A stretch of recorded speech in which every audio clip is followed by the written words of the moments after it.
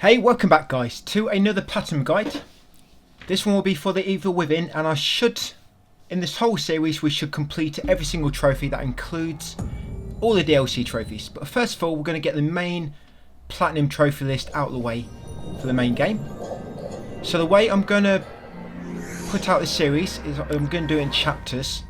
So you're going to see chapters as we go along, and then once that playthrough is done, I'm going to release a full video. So whatever you prefer, if you prefer chapters, segmented, or you just want one full video for that specific playthrough, you can use either one. And then once a whole guide is done, I'll put them all together into a single video for those that want the full thing. There will be a text guide as well for this. Look in description for a link to that. So if you want to look ahead or just refer to something in text format, linked in the description, guys. So this first chapter is very basic, so what I'll probably do in this is take time to explain what you can expect here. So these are my settings. You want to go into general, you want to put subtitles on show, just always helps to have subtitles on. Live gauge / equip icon you want to always, enemy alertness icon, survival you want on show, you want controls, and you want to toggle sneak to toggle. Having sneak on toggle just works so much better. You can disable letterbox mode if you want to. And then new game, guys, I'm going to put brightness on full so it looks better when we record it. I'm going to choose survival difficulty. This very first playthrough is going to be survival difficulty, no upgrades, and speedrun. No upgrades and the speedrun. Don't worry about a speedrun. If you're following me, it should not be too bad for you. But it's something I need to let you know about a time. So if you pause the game, that will stop the timer. If you reload a checkpoint, that will reset the timer. But if you have a game over, that will continue. So what you need to do, guys, if you get killed, when you spawn back in, reload checkpoint manually afterwards. Because if you game over and just keep carrying on, that will save your time throughout all your game overs. So pause the game is fine. That will pause the timer. And always reload a checkpoint if you get game over, or if you need to redo anything, always reload manually, and that will reset the timer. So this chapter 1, just going to head in here, guys. Like I say, this first chapter is very basic. I'll try to explain a few things here.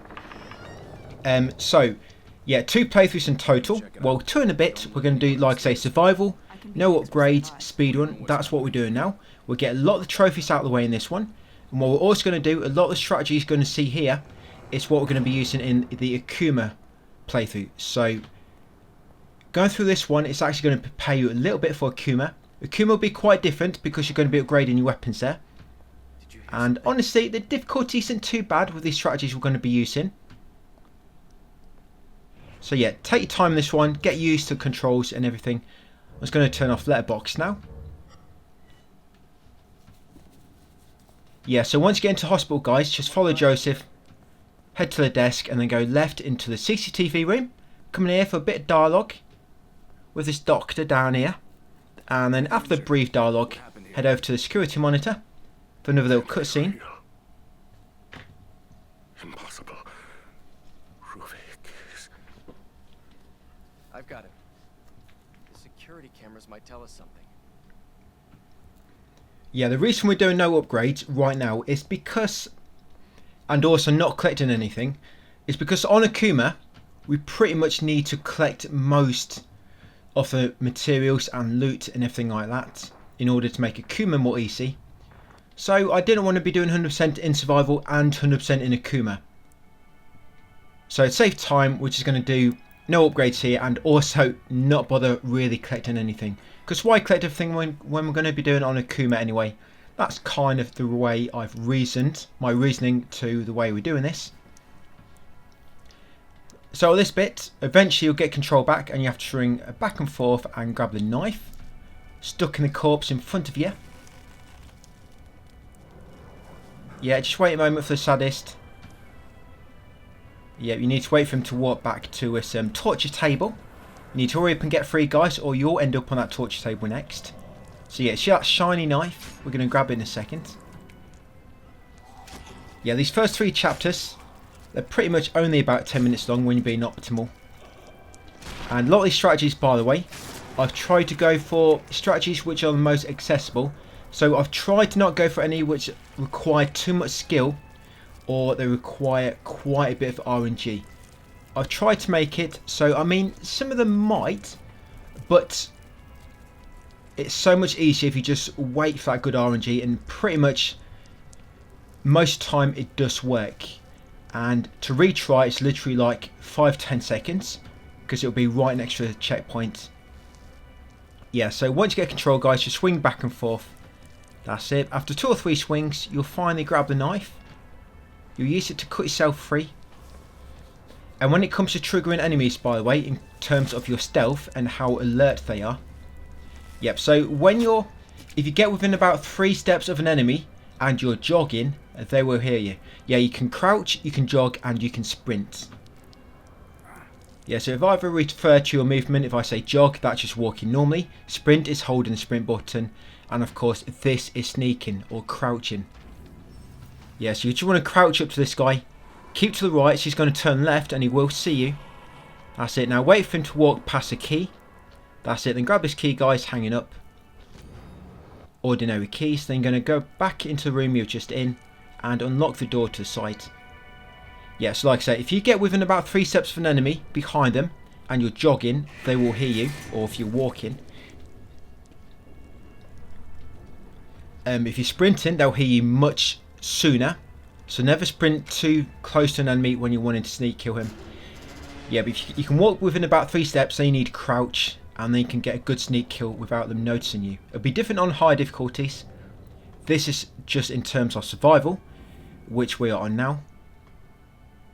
And when enemies are kind of stood with their back to you and they kind of twist in their body left and right to kind of look around them a little bit, that will shift their focus as well. So if you're kind of to the left of an enemy and they don't see you yet, but they just move their head to the left, they can possibly see you. So it's not really their body, it's not really their back you're watching, it's their kind of face. Where their face is looking, that's kind of where their perspective is moving. That's kind of where you need to think about when trying to stealth kill an enemy. It'll come in useful later. So now, yeah, you trigger that tripwire when you went up to a walkway. This is story related, nothing you can do. Except for sprint away, and then eventually you'll have to limp away. So yeah, just going to limp over here now. Stay in the middle, because these blades will cut you up, just a little bit.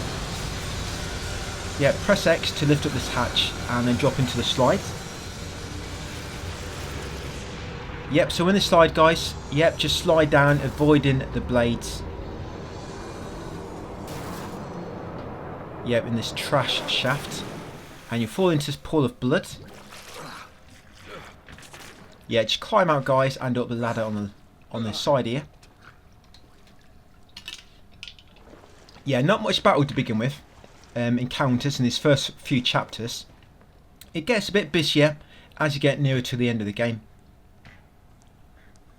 But yeah, some very nice strategies you've got to do here. I've been referencing a lot of other guides, been doing quite a lot of research. There's another channel on YouTube called JigzawKiller. He's got quite some good guides on there.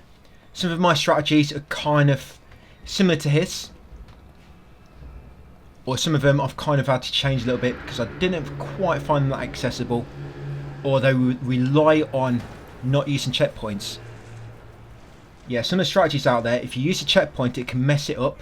And what you'll find when you're doing this for the first time, you'll likely be using checkpoints quite a lot because you'll just mess things up because you're not used to the game. So I've had to change strategies up quite a lot because of that. But yeah, a lot of strategies quite similar to JigzawKiller, so credit goes to him as well for some of these strategies you're going to be using here. I'll link his channel in the description as well. And remember, guys, there's a text guide linked in the description if you need it. So yeah, just limp up here. You'll see me, I'm avoiding all files. I mean, I just walked past a file there near the wheelchair. No point collecting it, guys, because we're going to be collecting everything on Akuma mode. Yes, climb up this ladder. Akuma mode, the enemies have same health as survival, I believe, but they are much more aggressive and you die in one hit. Yeah, you die in one hit. So you want to be trying not to get hits on this. So once at the top, guys, press a button on this door on the left, head inside, we're almost near the end of this chapter. Like I said, first few chapters only like 10 minutes long. I think chapter 1's longer than chapter 2 and 3. Right, we're almost at the end.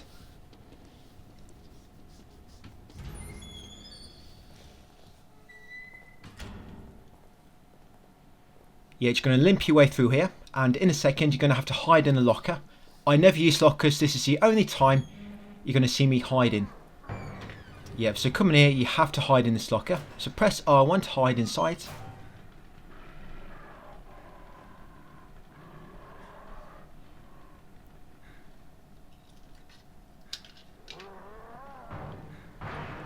And just going to wait now for the sadist to come in. He'll have a good look around. Luckily, he weren't looking in the locker. Yeah, we'll smash everything else up, but he will not touch the locker.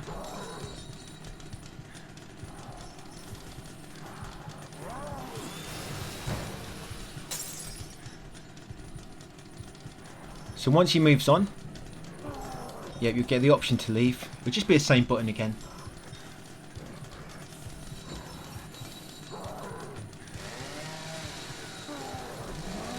Yeah, once you're done at Akuma and Survival, we'll just do a little bit of New Game Plus cleanup, guys, to get all the remaining trophies.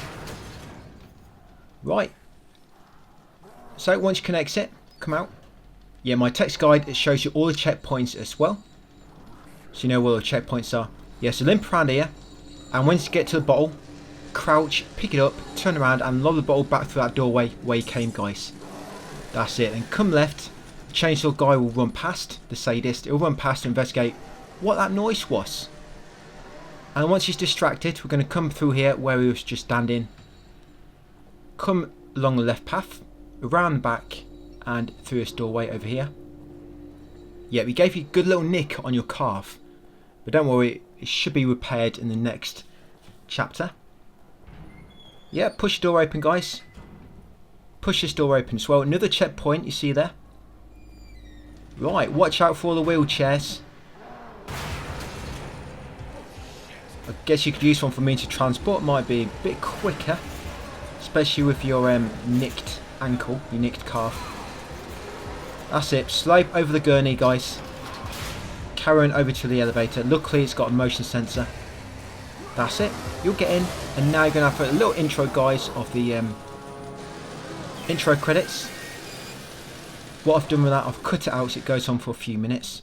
Yeah, so after the intro credits, you'll end up here, guys. Back in this corridor.